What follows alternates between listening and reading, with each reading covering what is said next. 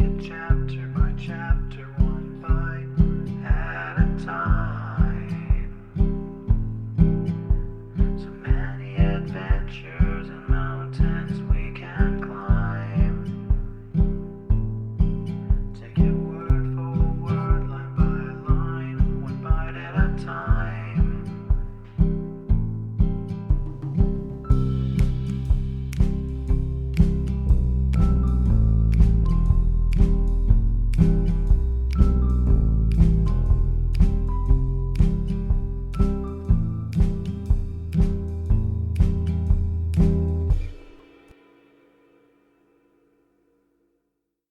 Welcome to Bite at a Time Books, where we read you your favorite classics one bite at a time.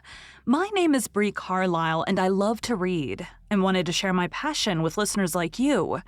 If you want to know what's coming next and vote on upcoming books, sign up for our newsletter at biteatatimebooks.com.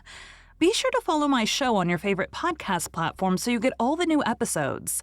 You can find most of our links in the show notes, but also our website, biteatatimebooks.com, includes all of the links for our show, including to our Patreon to support the show and YouTube, where we have special behind the narration of the episodes. We're part of the Bite at a Time Books Productions Network. If you'd also like to hear what inspired your favorite classic author to write their novels, and what was going on in the world at the time, check out the Bite at a Time Books Behind the Story podcast, wherever you listen to podcasts. Today we'll be continuing Anne's House of Dreams by Lucy Maud Montgomery. Chapter 20. Lost Margaret. Anne found that she could go on living.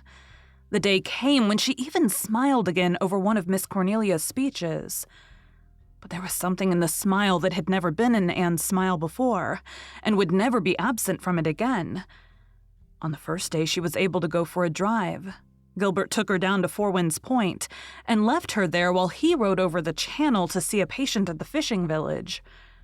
A rollicking wind was scudding across the harbor and the dunes, whipping the water into white caps and washing the sandshore with long lines of silvery breakers. "I'm real proud to see you here again, Mistress Blythe," said Captain Jim. Sit down. I'm afeard it's mighty dusty here today, but there's no need of looking at dust when you can look at such scenery, is there?" "I don't mind the dust," said Anne, "but Gilbert says I must keep in the open air. I think I'll go and sit on the rocks down there." "Would you like company, or would you rather be alone?" "If by company you mean yours, I'd much rather have it than be alone," said Anne, smiling. Then she sighed. She had never before minded being alone. Now she dreaded it.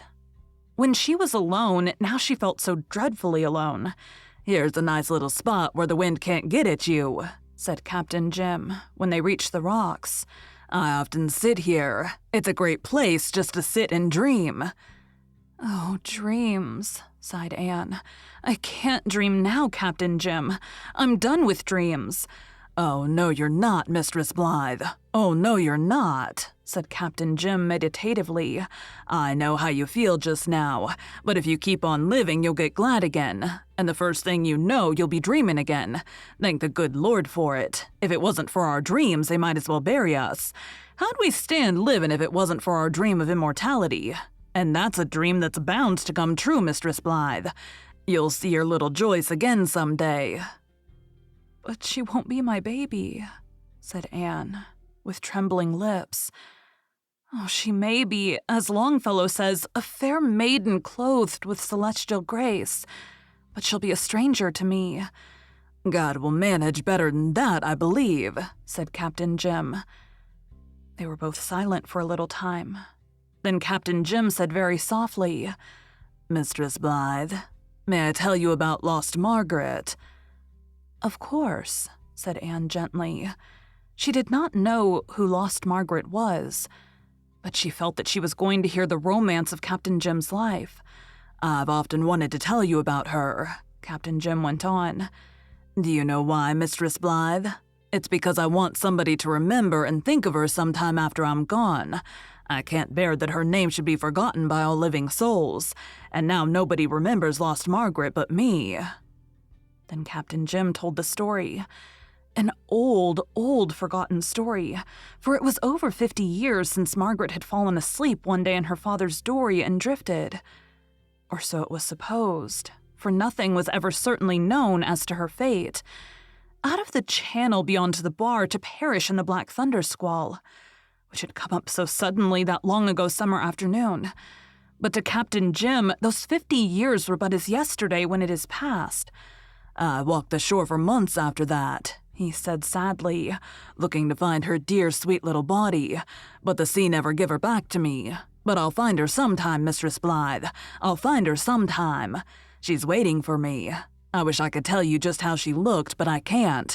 I've seen a fine silvery mist hanging over the bar at sunrise that seemed like her. And then again I've seen a white birch in the woods back yonder that made me think of her. She had pale brown hair and a little white sweet face and long slender fingers like yours, Mistress Blythe, only browner, for she was a shore girl. Sometimes I wake up in the night and hear the sea calling to me in the old way, and it seems as if lost Margaret called in it. And when there's a storm and the waves are sobbing and moaning, I hear her lamenting among them.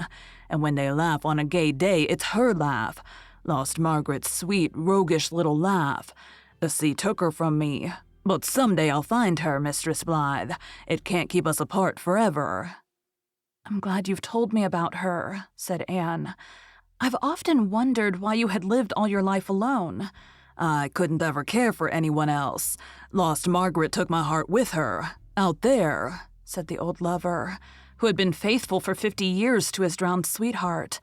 You won't mind if I talk a good deal about her, will you, Mistress Blythe? It's a pleasure to me, for all the pain went out of her memory years ago, and just left its blessing.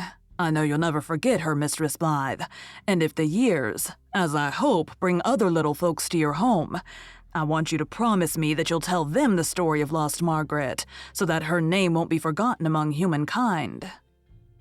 Thank you for joining Bite at a Time Books today, while we read a bite of one of your favorite classics. Again, my name is Bree Carlisle, and I hope you come back tomorrow for the next bite of Anne's House of Dreams. Don't forget to sign up for our newsletter at biteatatimebooks.com. You can check out the show notes or our website biteatatimebooks.com for the rest of the links for our show.